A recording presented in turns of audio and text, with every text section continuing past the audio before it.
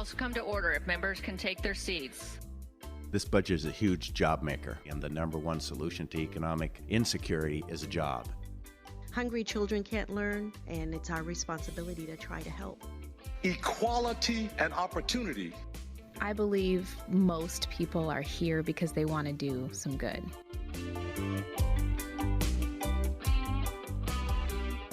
Welcome back to Capital Ideas, the one and only podcast where members of the majority Democrats in the Washington State House of Representatives sit down at the Capitol and talk about ideas.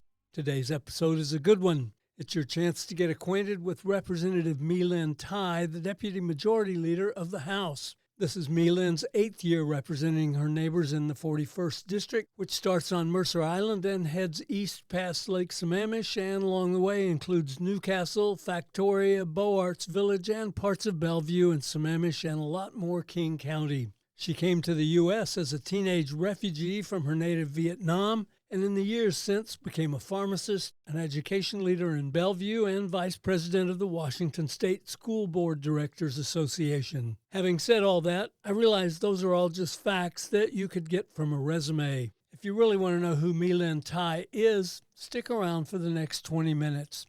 We recorded this conversation on Thursday, February 19th, 2026, and here it is. Representative My-Linh Thai, welcome. Thank you, Dan. It's always a pleasure. How are things in the 41st Legislative District? Dan, things in the 41st Legislative District is not any different than any legislative district in our state, nor the condition of our nation. I continue to receive email, letter about the well-being of my constituents. From time to time, I do receive stories that would warm my heart, how neighbors care for neighbors, people out on the street going about their business to grocery store and wearing the whistle. Really wanted to make sure that to be vigilant and taking care of their neighbors. Those who told me that they wouldn't mind to walk a child to school, because if that would subside the fear and the stress that we all currently feel.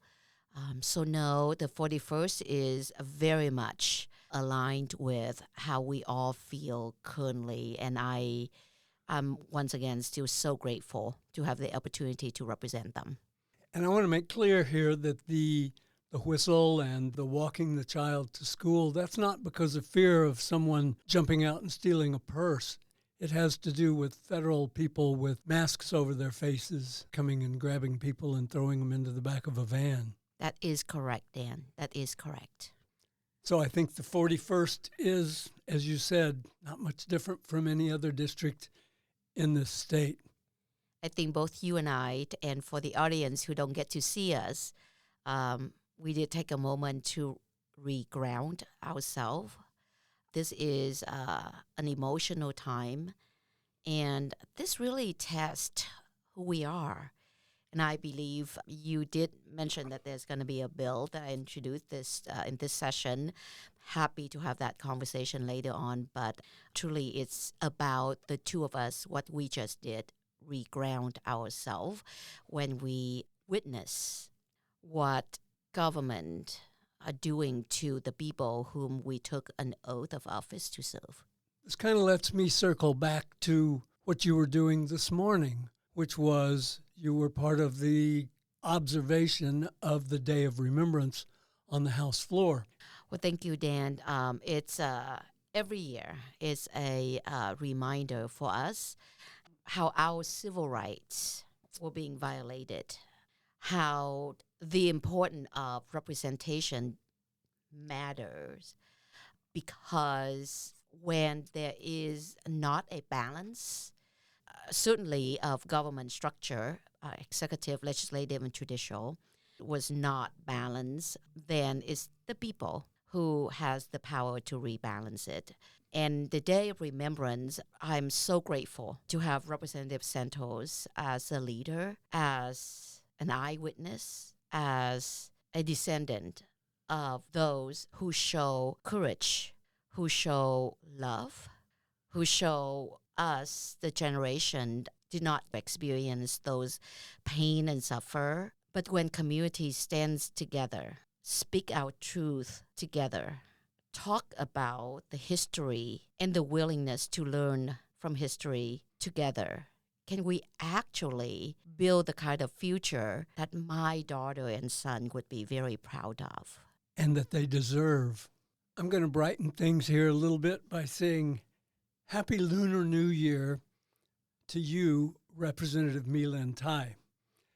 Thank you, Dan. You were the prime sponsor this year of House Joint Resolution 4682, observing the beginning of the Lunar New Year, the year of the fire horse. It is. It's a 60-year cycle. The last time we have the year of the fire horse in that cycle was 1966.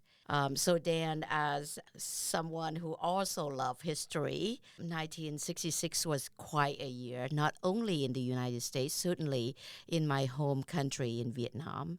I was born 2 years after that. However, through learning of history, the year of the fire horse always bring changes that require courage and require deep passion for kindness and love for the possibility what humanity can bring forward. And so I'm so looking forward to see this year of the fire horse. And I too am very optimistic that it would only spring us into much better future. I want to ask you about a bill that you sponsored, and I'll play the devil's advocate here for a second and echo what I assume is some of the pushback that you might have received on this bill, which changes some terms in the state statutes. It takes the word alien and replaces it wherever it occurs, except certain locations, with the word non-citizen. There are people that have pushed back on this bill. There are people that will continue to do so, thinking, well, they're just changing a word here. They don't need to do that. Let's get on to something else. Tell me about that bill. First of all, I wanted to introduce this bill, let's say about 5 years ago. If we walk back 5 years ago, we were not in the place where we are today. And I'm thinking this is probably the place to say it, because I believe sometime the public need to understand and need to know the struggle of not only the bill sponsors, but certainly the stakeholderings and conversation. Honestly, one of the thought that I had when introduced the bill, as you know, I am a refugee from Vietnam. And because of my status, I love this country more than I can say. Because without the kindness of the people of this country, without the policy set by policymakers, I wouldn't be here. I wouldn't have the second chance, neither would I have this honor. When I introduced this bill, the thought came through because the question you raised, I have heard a number of times. And I kept asking myself, is this a feel-good bill? Second, and more importantly, who feel good? It led me to the thought of our founding father, the people who came to this land. And I specifically say this land because at the time, the United States was not a nation. People who came to this land share the same hope and dreams that my parents did, to have a chance at life, to have a chance of building a possible future. This nation wasn't formed until it was formed. Hence the conversation around citizens or non-citizens. This bill is about honoring those people who have landed here, their resilience, their courage, and also a reminder of our native people who have cared for this land, who have seen those who landed here as a people who seek refuge, people, not aliens, who land on the land that are others, that were any different than our native people. This bill truly honors the reason why we are all here. We do not see those who lived here cultivate the land, preserve all the goodness and the resources so that you and I, and certainly my children, and our future generation will get to enjoy by seeing them as anyone other than fellow human who seek the same hope and dream. And so from my perspective, this is about honoring all of us, honoring the American dreams, and honoring what's possible. It is my hope to share out my deep gratitude for this nation. And what is a better way to do so by update a terminology that dehumanize all of us and truly uplift the values and the kindness and compassion of the native people who took the first wave, who came here into their home, share their meals. This bill really highlights the history that we all should be very proud of and remind of what the origin of the United States was about. What a great description of this bill. Let me jump over to a different role right now that you have. Of course, you're a representative of the 170,000 or so people in your district, but you also have been elected by your peers here in the Democratic majority of the state house to be the deputy majority leader. That's a pretty big deal. It would be a big deal for anyone. But as a refugee coming to the United States, and you end up sitting in this position because you earned it, talk to me about that role. Well, thank you, Dan. You said it better than what I could, and thank you. It definitely is an honor, and more importantly, if I could describe what my role is as a deputy majority leader, my role in this space is about recognizing the very concept of diversity, equity, and inclusion. Without that concept, I wouldn't have the honor to represent the 41st Legislative District, as you mentioned. Without that concept, I wouldn't have the opportunity to introduce legislation that would continue to move us into the space where we all can benefit from being inclusive. We all can benefit from recognizing people's talents and values and people's ability to participate in building our nation together. And to me, that is what equity is about. And when we see the diversity of all hands and all hearts and all mind thinking of the same as moving Washington forward, we might have, based on our experience, potentially different paths to move our state forward. But by having those diverse conversations and lived experience and having a chance to share those ideas in the space of the legislative session as we are in, we could only move ourselves forward in the most thoughtful way.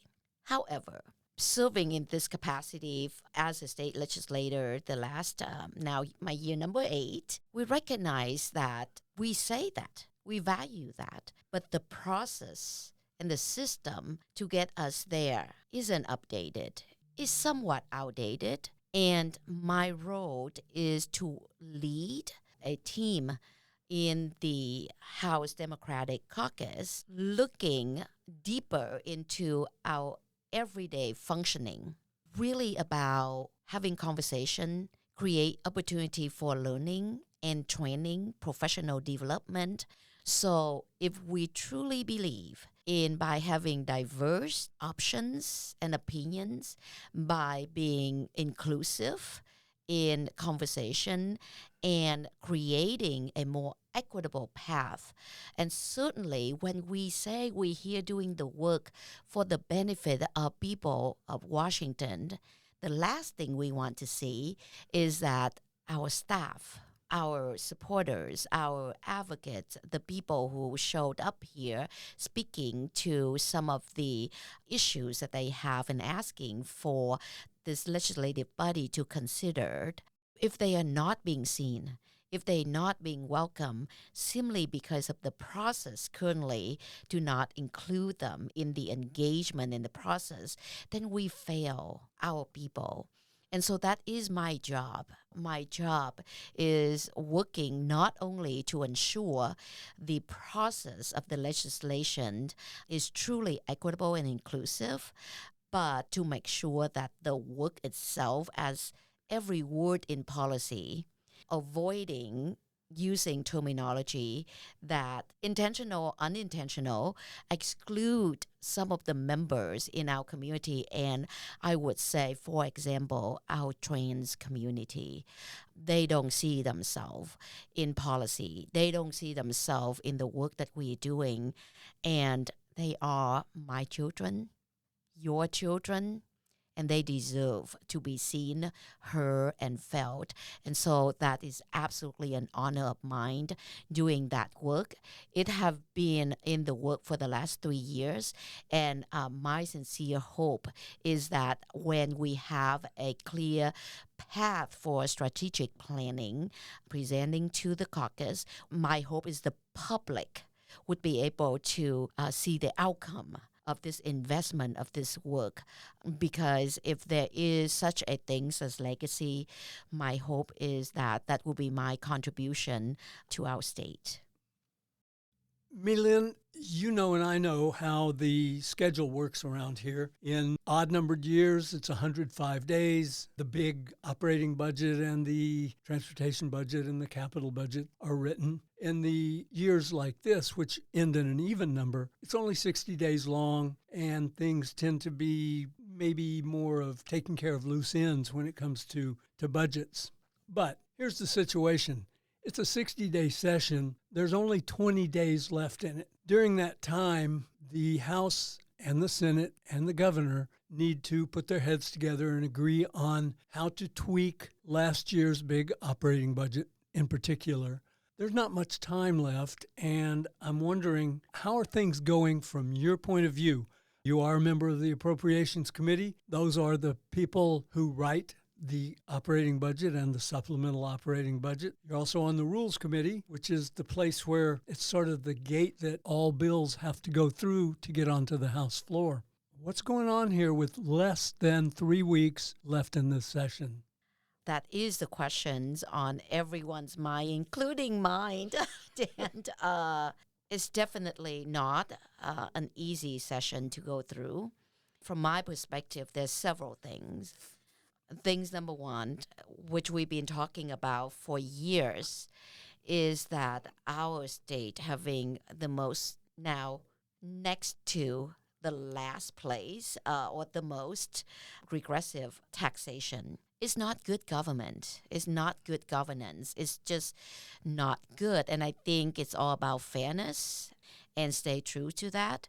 There are more than 2 dozens of proposed revenue package or options to rebalance that for us to consider. From my perspective, 2026 is heavy, even though it's a short session, because we are all prepared for, by the time we get out of session, the first impact of the H.R. 1 will be felt significantly. One, the failure of Congress renew the ACA subsidies for healthcare for people. We now potentially reverse back to the level of Washingtonian not having health coverage. We will feel it very, very soon. And then come January, which is next session of 2027, the significant cut in Medicaid, the most vulnerable populations in our state will be felt. And so from my perspective, the heaviness of 2026 also in preparation for our state of how to handle all of these onslaught that our Congress have done to people in Washington specific, but the people of the United States as a whole. I find that heavy. to carry. And if this is an opportunity, Dan, I would like to use this to really call out to each and every Washingtonian. I hope that the conversation of the hour is about caring for our neighbor, about embracing each other, about standing together, because that's how we can weather any crisis. This is the time. This is the time that there's so much uncertainty. We know it better when January 1st, 2027 hit. But in honesty, we have a sense of what to come. I hear from so many business, small and big, very concerned about taxation. I hope that you come and engage with us and help us figure out what is the balancing act. Because without your engagement, without your understanding of what we all together will face, we might see some of our neighbor, we might see some of our children, we might see some of the people that we care for deeply hurt as we move forward into the space. The shifting, the changing of the shift might be too slow. I will always meet with you, and certainly this Saturday, many of us have town hall. Please come, have conversation with us. Let us know how you feel, and together we can work this through. I wish you the very best of luck. My-Linh, we've been talking for a little over a half an hour now. You showed me your calendar on your phone, and I realized that you've got about 7 other things that you need to be doing right now. And so I'm going to let you go. But before I do, I want to give you one more chance here to take us out of this conversation in any way you want to. The floor is yours. Thank you, Dan. I am an eternal optimist. And coming from the culture as an Asian woman, I'm being taught the word crisis is equal to the word opportunities. And that is how I chose to see us at this moment in time. Let's take this opportunity to make things better. Let's take this opportunity to be better. Let's take this opportunity to come together, because this opportunities is something for us to be able to see the humanity in one another. And I believe the future is so much brighter than what seems to be at this point in time.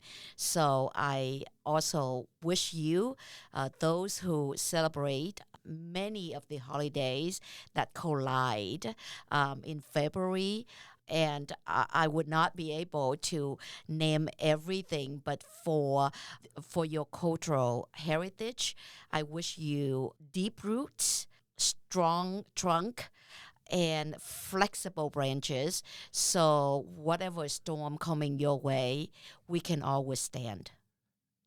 I wish people could see you, My-Linh. We don't do this on video. We're sticking with audio for at least the foreseeable future.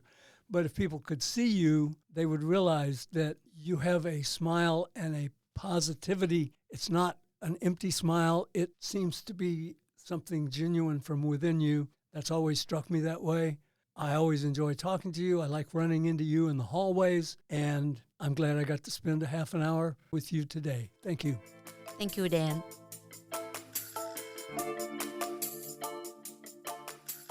Now you know why I urged you to listen.